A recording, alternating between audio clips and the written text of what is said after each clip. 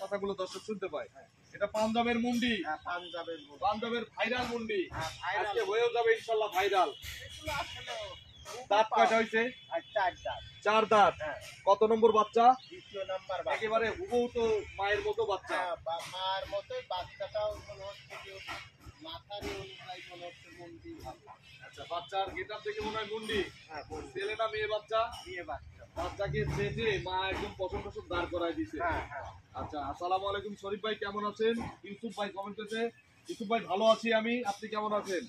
আর ইমাম সাফি ভাই কমেন্ট করেছে, ভাই কেমন আছেন? আলহামদুলিল্লাহ ভালো আছি। তো শরীফ ভাই দাঁত বলছেন কয়টা? 2 নম্বর বাচ্চা। ছেলে না মেয়ে বাচ্চা? মেয়ে বাচ্চা ভাই। বকনা বাচ্চা। মেয়ে বাচ্চা। আচ্ছা, বাছুরের বয়স কেমন? বাছুরের বয়স হলো 4 দিন বাচ্চার বয়স। 4 দিনের বেশি আছে শরীফ ভাই।